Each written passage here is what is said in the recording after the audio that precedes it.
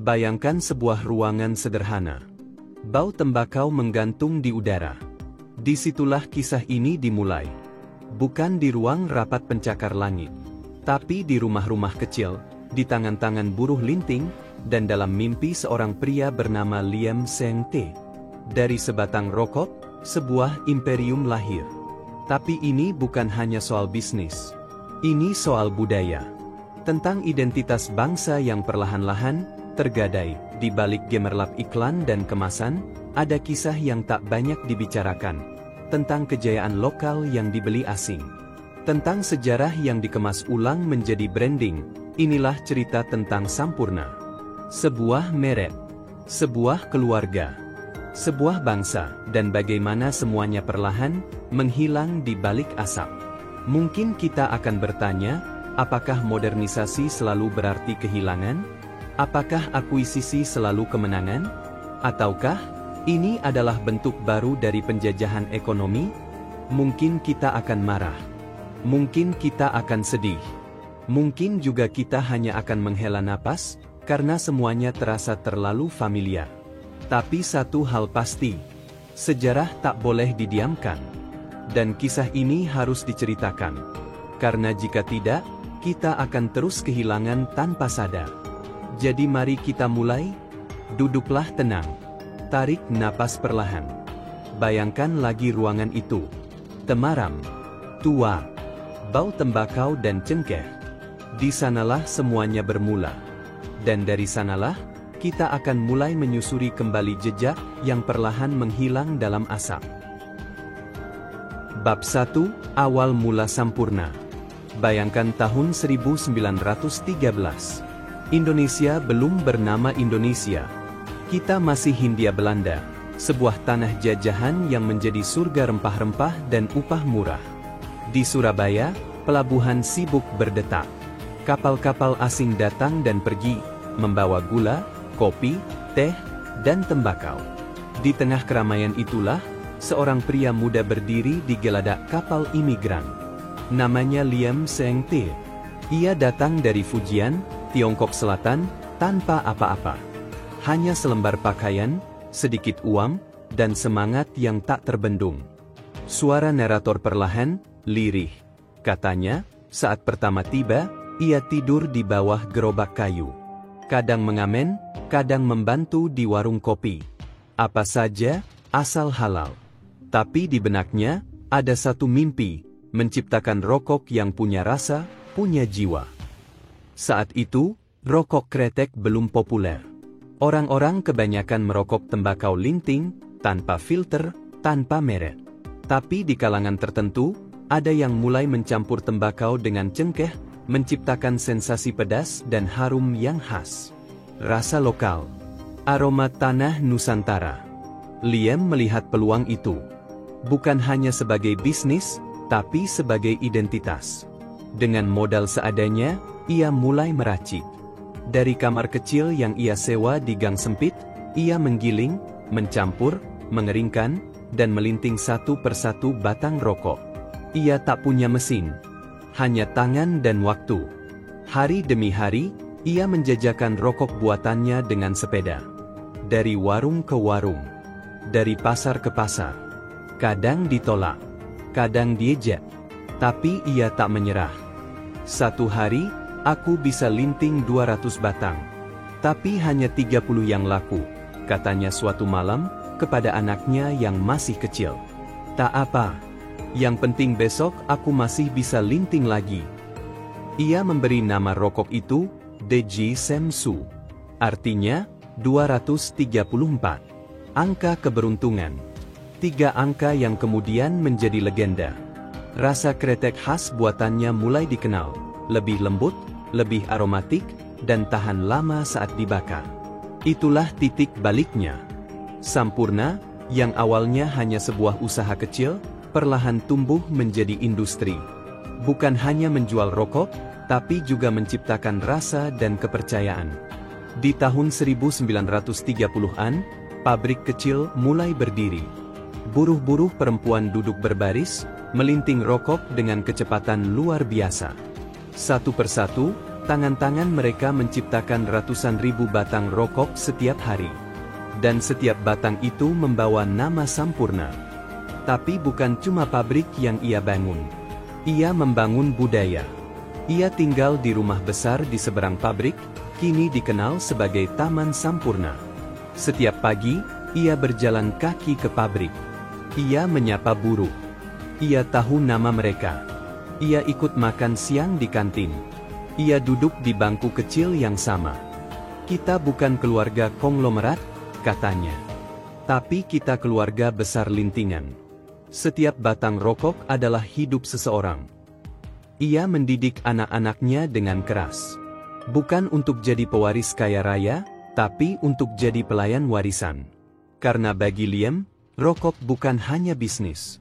Itu adalah cerminan dari kerja keras, rasa hormat, dan kebudayaan. Saat Jepang masuk pada tahun 1942, banyak usaha runtuh. Pabrik-pabrik dibakar. Ekonomi lumpuh. Tapi Sampurna bertahan. Mereka terus produksi secara sembunyi-sembunyi. Kadang hanya 1000 batang sehari. Kadang tanpa label. Tapi kretek tetap hidup, karena rasa itu sudah mendarah daging. Lalu, datanglah kemerdekaan. Indonesia berdiri, dan Sampurna ikut tumbuh bersama bangsa. Anak Liem mengambil alih. Mereka tak hanya mempertahankan cita rasa lama, tapi juga memodernisasi. Mesin mulai masuk. Desain bungkus diperbarui. Tapi satu hal tak pernah berubah, rasa khas DJ Semsu dan kesetiaan buruhnya. Surabaya jadi kota kretek. Sampurna jadi simbol. Setiap anak muda yang merokok, tahu, rokok ini buatan dalam negeri. Dan bukan sembarang rokok, tapi karya tangan anak bangsa. Namun, seperti semua cerita besar, akan ada bab baru. Akan ada masa ketika uang dan globalisasi mengetuk pintu. Dan masa itu, akan datang juga ke keluarga Sampurna. Tapi sebelum itu, kita rayakan dulu bab pertama ini, sebuah kisah tentang mimpi, tangan kosong, dan rasa lokal yang tak. Bab 2, Strategi Lompatan Besar, lahirnya Amilt. Tahun 1980-an. Indonesia memasuki era pembangunan. Orde Baru menguat, jalan tol mulai dibangun, dan televisi mulai masuk ke rumah-rumah rakyat. Di balik geliat ekonomi itu, ada perubahan halus, sebuah perubahan yang tak terlihat, tapi terasa. Selera generasi muda mulai bergeser. Anak-anak muda urban tak lagi mencari rokok berat, pedas, membakar tenggorokan. Mereka ingin sesuatu yang ringan, modern, bersih, tapi tetap membawa rasa khas Indonesia. Sampurna menangkap sinyal ini lebih cepat dari siapapun. Dan dari ketajaman naluri bisnis itulah lahir sebuah produk yang akan mengubah segalanya. Sampurna Amilt. Rokok putih, Marlboro, Camel, Lucky Strike, mulai menggoda pasar muda. Mereka tampil lebih elegan, dikemas dalam gaya Amerika. Iklan-iklan mereka masuk lewat film, musik, dan simbol kebebasan. Namun, ada satu masalah, rokok putih itu hambar. Tak punya jiwa lokal. Sampurna sadar, jika ingin bertahan, mereka tak bisa hanya menjual nostalgia. Mereka harus berinovasi. Dan inovasi itu dimulai dari satu pertanyaan, bisakah kita membuat rokok yang ringan, tapi tetap kretek? Sebuah pertanyaan sederhana. Tapi jawabannya mengubah sejarah. Setelah bertahun-tahun riset, uji coba, dan kegagalan, mereka menemukan formula baru, kretek filter, dengan campuran cengkeh yang lebih halus, dibungkus dengan desain minimalis berwarna putih bersih. Dan nama yang mereka pilih sangat berani, Amilt. Bukan super, bukan premium. Hanya mild, ringan, santai, percaya diri. Luncurannya hampir diam-diam. Tanpa gembar-gembor nasional. Tanpa iklan besar-besaran. Tapi sesuatu terjadi di kota-kota besar. Jakarta, Bandung, Surabaya. Anak muda mulai merokok Amilt di kampus, di konser musik, di kafe-kafe kecil. Rokok ini bukan hanya soal rasa. Tapi soal identitas baru, A-Milk bukan hanya rokok. Ia adalah gaya hidup. Sampurna menciptakan strategi branding yang luar biasa.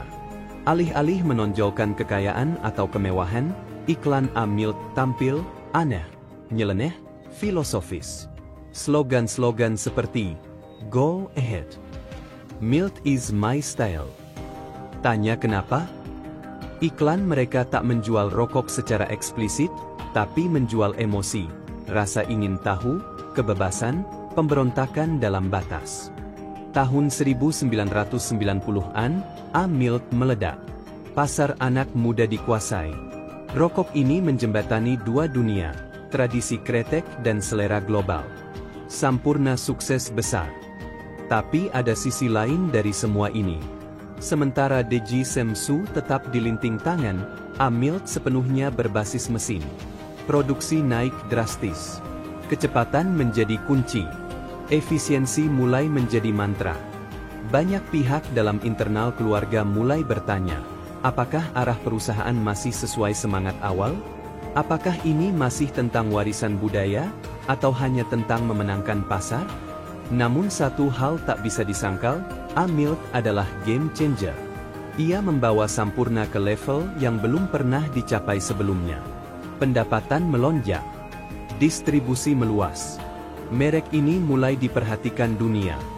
Dan di sanalah, untuk pertama kalinya, perusahaan asing mulai mengendus peluang. A-Milk adalah kretek yang dibuat untuk dunia. Begitu kata seorang analis pasar tembakau internasional. Rasa lokal dengan pendekatan global. Tak heran jika raksasa industri mulai melirik. Tak lama kemudian, nama Sampurna mulai muncul dalam radar perusahaan multinasional. Investor mulai berdatangan. Pertemuan rahasia mulai dilakukan.